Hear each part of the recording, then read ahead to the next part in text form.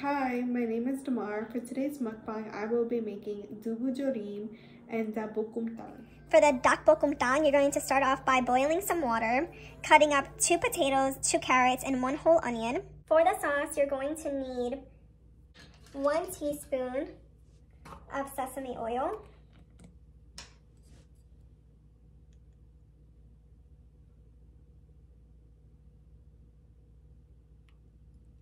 there we go, 1 teaspoon, 1 teaspoon minced ginger, ooh,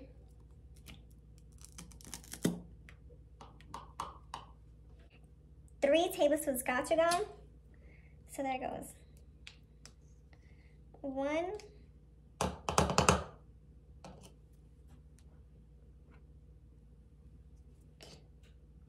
2,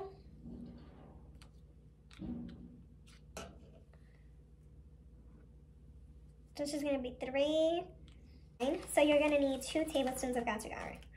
1, it's going to be real spicy, I think. I'm smelling it right now. 2, and we're going to mix that all up. Once the water has boiled, you're going to put in about 2.2 pounds of chicken, and you're just going to parboil it for about a minute. And then you're going to drain the water. Chicken, the sauce, and the water, you want to boil it for about 10 minutes covered. After 10 minutes have passed, you're going to add the onions, the carrots, and the potatoes, and you're going to cover it and boil it for 8. Hi, so for the Dubu Jorim, you're going to take your tofu, cut it in half. Okay, mine is crooked, but it's okay.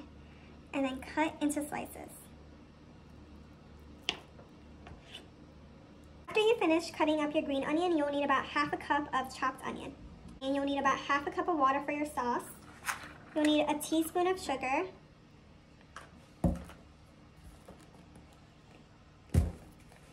A teaspoon of salt, kosher salt. Oh, that might have been a little too much.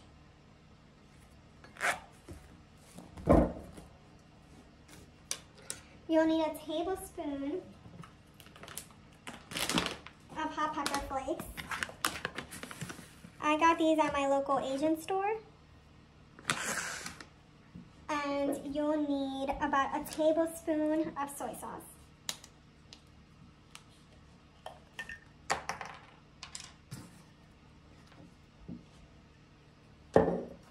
I just realized that I'm using ½ a tablespoon, so be careful with that.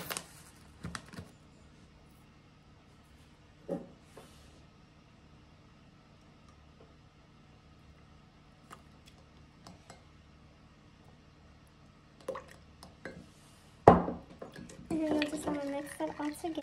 After you have prepped all your work, you're going to heat up a bit of oil and put your tofu and cook them for about 7 to 8 minutes. Flip them over, and I'll be cooking them for about maybe 7 to 8 minutes. Or I'm just going to like continuously check if they're like golden brown on the outside. So you're going to saute the onions for a bit with the green onions. You're going to add your sauce, and you're going to like let it bubble until like it thickens a bit, and then you're going to add your tofu.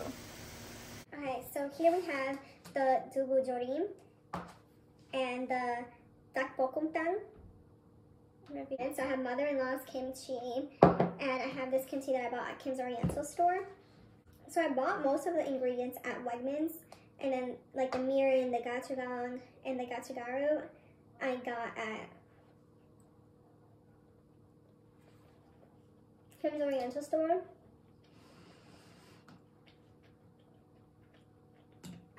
Originally, I wasn't going to make Dubu Jorim. I was going to make mandu, and part of the filling was that it had tofu in it. But when I started making the filling, it just didn't work out. So I decided to make Dubu Jorim instead. Dakbokkeumtang I was going to make anyway because I had chicken. It seemed easy. So I wanted to make the video to practice my cooking skills.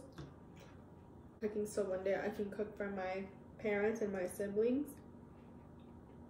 And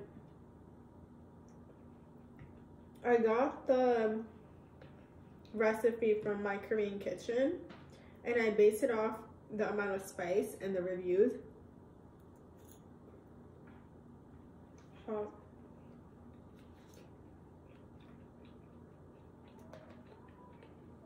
For the Dubu Jorim, I used Maangchi's recipe.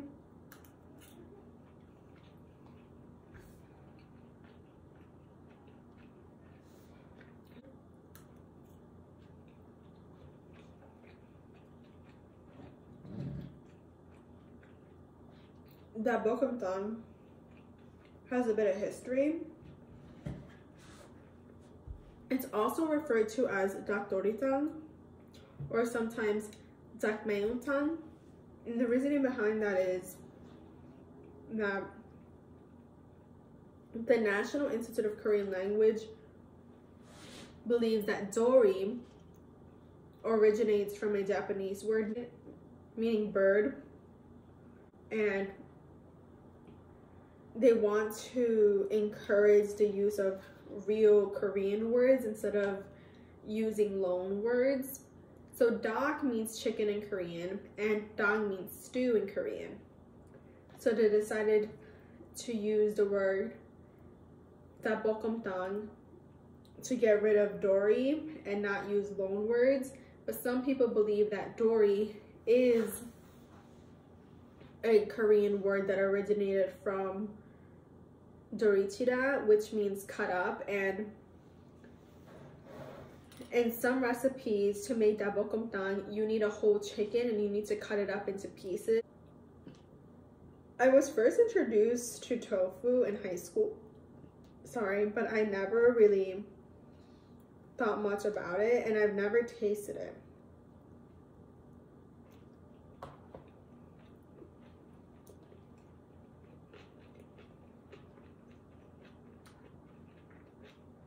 And when I came to college,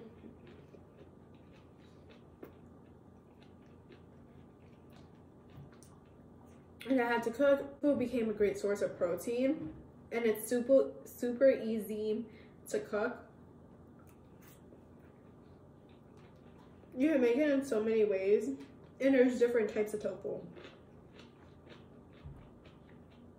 For this recipe, I used firm. You can make it like this, like braised. You can pan fry it, you can bake it.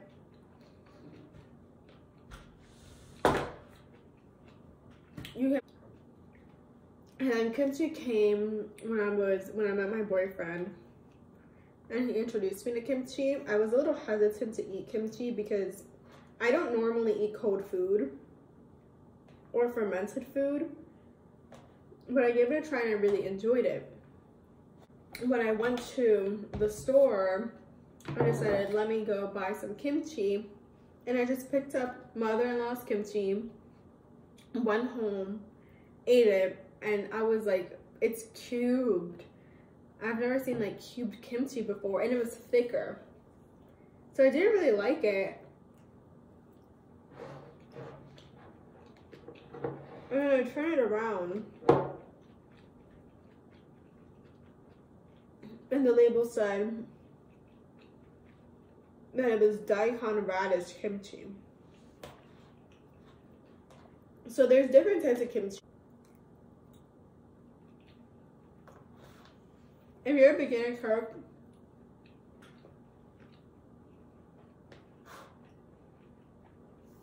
I suggest you make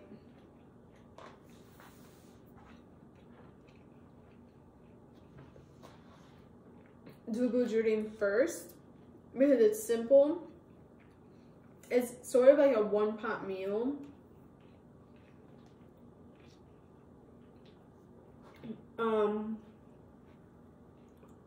It has a lot of flavor and it's quick. Dakbokkeumtang takes a bit longer. So this is like medium level.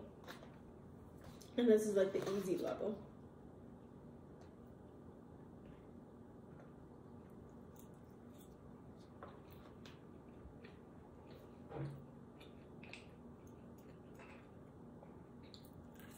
Kimchi is also, like, if you're learning how to cook, great to work with because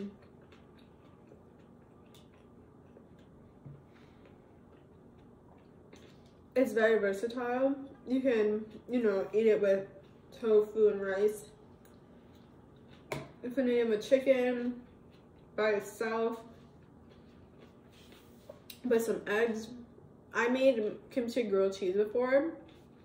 It was delicious, and it had the bread. I used sourdough bread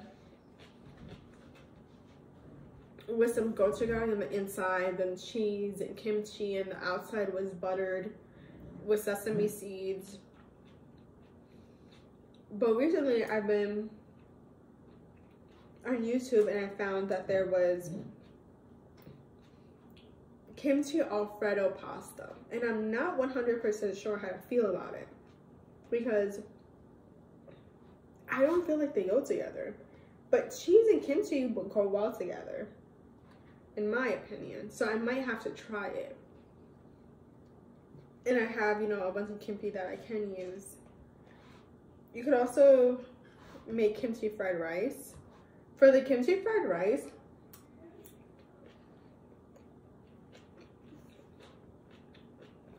I suggest using kimchi from Kim's Oriental store because you can put some of the juice when you're making the kimchi fried rice. And I prefer kimchi with lots of juice. I don't know if you're supposed to do this, but I like drinking some of the juice sometimes. Sort of like pickle juice. And like when you buy like Kimchi's mother-in-law, even though it does taste good, there's not a lot of juice. Like you can see how liquidy it's in there. You can see all that juice right here. And here you can only see a bit. Like you have to just like squeeze the kimchi to get some juice out. I thought it was interesting when we talked about how less people are making kimchi at home in Korea and they're more buying it from the store or from well-known places. And I thought about how I personally, I'm Mexican, I buy tortillas made already because I don't want to go through the process to make the tortillas. And it's not long. Like making tortillas takes like what, 5 minutes, 10 minutes? Not long. Kimchi, on the other hand, it takes a long time. So you should be proud of yourself if you make kimchi at home because it's a lot of work, it's a lot of effort. You have to learn the process. And people have other things to do. You know, and I don't think people in Korea or other countries should be embarrassed from like buying kimchi from other places because it's still gonna taste good and you're still serving what you enjoy to others. Thank you. Have a good day.